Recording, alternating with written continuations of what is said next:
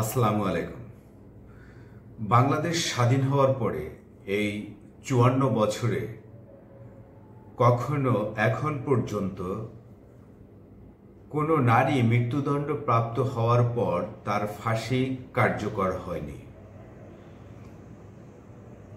অর্থাৎ প্রায় শতাধিক নারীর এই ৫০ বছরে ফাঁসির দণ্ড হয়েছে বা মৃত্যুদণ্ড হয়েছে আদালতের রায়ে, কিন্তু উচ্চতর আদালতে সেগুলো আপিলে হয় তাদের সাজা কমেছে অথবা তারা কেউ কেউ অব্যাহতি পেয়েছেন, আবার কেউ কেউ দীর্ঘদিন কারাগারে থেকে মারা গিয়েছেন। সর্বশেষ ২০২০ সালে বরগুনার যে রিফাত হত্যাকাণ্ডের সঙ্গে তার স্ত্রী মিন্নির জড়িত থাকার প্রমাণিত হয় এবং আদালত তাকে মৃত্যুদণ্ড দেয়। তিনি বর্তমানে কাশিমপুরের নারী কারাগারের কন্ডেম সেলে রয়েছেন।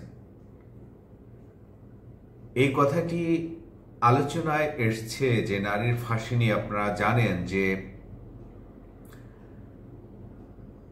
দুদিন আগে সাবেক প্রধানমন্ত্রী শেখ হাসিনা, যিনি জুলাই আগস্ট হত্যাকাণ্ডের ঘটনায় মানবতাবিরোধী অপরাধে অভিযুক্ত হয়েছেন এবং আন্তর্জাতিক অপরাধ ট্রাইব্যুনালে তাকে এইসব হত্যাকাণ্ডের জন্য মৃত্যুদণ্ড দণ্ডিত করেছে। তিনি ছাড়াও সাবেক স্বরাষ্ট্রমন্ত্রী আসাদুজ্জামান খান কামাল, তারও মৃত্যুদণ্ড হয়েছে। তো নারীদের মৃত্যুদণ্ডের ঘটনাগুলো এর আগে কখনো কার্যকর হয়নি। তবে আইনজ্ঞরা বলছেন যে নারীরা আসলে বিভিন্ন জামিনের ক্ষেত্রে অগ্রাধিকার পায়, কিন্তু দণ্ডবিধিতে নারীদের এইভাবে কোনো সাজা কার্যকরের ক্ষেত্রে অগ্রাধিকার নেই যে কারণ মৃত্যুদণ্ড হলে সেটি হবে না। বাংলাদেশে নারীদের মৃত্যুদণ্ডের হার কম। বর্তমানে কাশিমপুর নারী কারাগারে ৯৪ জন মৃত্যুদণ্ড প্রাপ্ত নারী কয়েদি রয়েছেন। দেশের একমাত্র নারী কারাগারটি হচ্ছে কাশিমপুরে, সেখানেই তারা রয়েছে। এর মধ্যে সাম্প্রতিক সময় আওয়ামী লীগের ক্ষমতাচ্যুত প্রধানমন্ত্রী শেখ হাসিনার মৃত্যুদণ্ডটি মানবতাবিরোধী অপরাধ আদালতে, এই আইসিটি আদালতে যখন তার মৃত্যুদণ্ডটি হয়েছে তখন আসলে এই বিষয়গুলো আলোচনায় এসেছে যে আসলে বাংলাদেশে নারী মৃত্যুদণ্ড প্রাপ্তদের ফাঁসি কি কার্যকর হয়, না হলে সেটা কি অবস্থায় হয় বা কেমন হয় বা কি। আপনারা জানেন হয়তো বা ইতিমধ্যে গণমাধ্যমে রিপোর্ট হয়েছে, দৈনিক কালের কণ্ঠে একটি রিপোর্ট করেছে। সেই রিপোর্টটি বিবিসি বাংলায়ও দেখেছি যে তাদের দৈনিক যে পত্রিকার সংবাদ পর্যালোচনা, সেখানে তারা এটি প্রধান শিরোনাম করেছিল।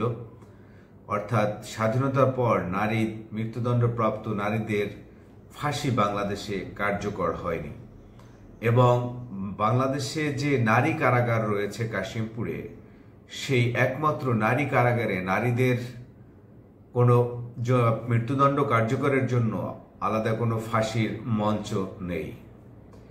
এই বিষয়গুলো বাংলাদেশের আইনজ্ঞ যারা, তারা গণমাধ্যমের সঙ্গে কথা বলেছেন যে হয়তো উচ্চতর আদালতে এইসব নারীরা তারা মৃত্যুদণ্ড যে দণ্ড থাকে সেটি হয়তো তারা আপিল করলে সেটি হ্রাস পেয়েছে, এই জন্য হয়তো বা অতীতে কারো মৃত্যুদণ্ড কার্যকর হয়নি, অথবা কেউ কেউ দীর্ঘদিন কারাগারে থেকে মারা গিয়েছেন। এইসব কারণে হয়তো তাদের মৃত্যুদণ্ড কার্যকর করা হয়নি বা এর আগে দেখা যায়নি।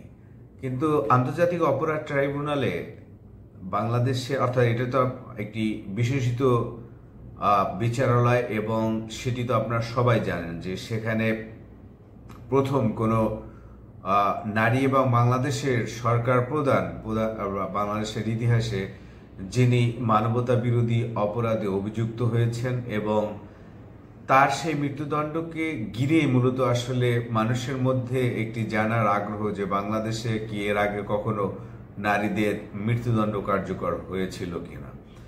বাংলাদেশের ইতিহাসে এরকমের ঘটনা, অর্থাৎ নারীদের মৃত্যুদণ্ড কার্যকর হয়েছে এরকমের ঘটনা ঘটেনি।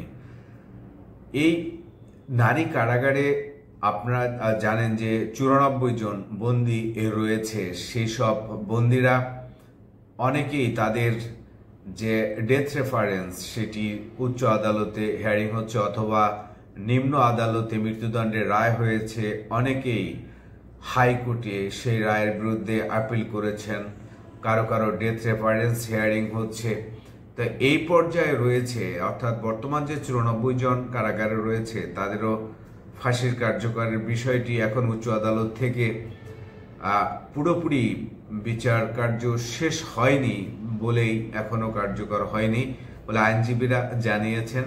তা উচ্চতর আদালতের যে সিদ্ধান্ত হবে সর্বশেষ, সেটি কারা কর্তৃপক্ষ সবসময় কার্যকর করে থাকে বলে কারা কর্তৃপক্ষ জানিয়েছেন। তবে বাংলাদেশে এর আগে 54 বছরে ঘটেনি এরকমের ঘটনা যে নারীদের ফাঁসি কার্যকর। সেটি ভবিষ্যতে হবে কি হবে না সেটি সময় বলে দিবে।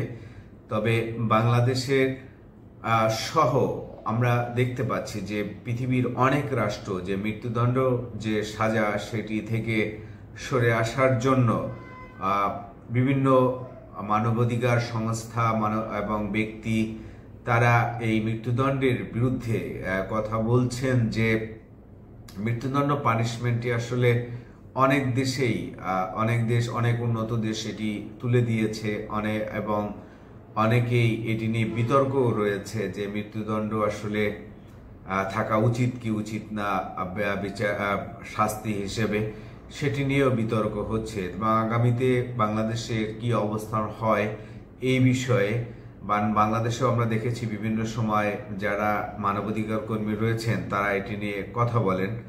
তো দেখা যাক আসলে ভবিষ্যতে কি হয়, যে নারীদের বাংলাদেশে আদৌ মৃত্যুদণ্ড শাস্তি হিসেবে থাকে কিনা, বা নারীদের মৃত্যুদণ্ড ফাঁসি সেটি কার্যকর হয় কিনা কখনো।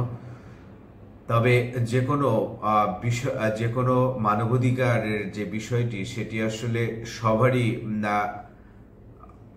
রাষ্ট্র হিসেবে এবং ব্যক্তি হিসেবে সেই মানবিক জায়গাগুলোতে আসলে যদি জনকল্যাণ বা মানবিক রাষ্ট্র হতে হয় তাহলে সেটিকে সবারই সমর্থন করা উচিত। এবং এটি আমার কাছেও একটি কেমন যেন লাগে যে আসলে এই পানিশমেন্টটা আপনারা হয়তো বিভিন্ন গণমাধ্যমে বা ইন্টারনেটে সার্চ দিলেও জানতে পারবেন যে আসলে কোন কোন দেশে যে আসলে মৃত্যুদণ্ড কার্যকর থেকে বা মৃত্যুদণ্ড শাস্তি হিসেবে তারা সেই জায়গা থেকে সরে এসেছে।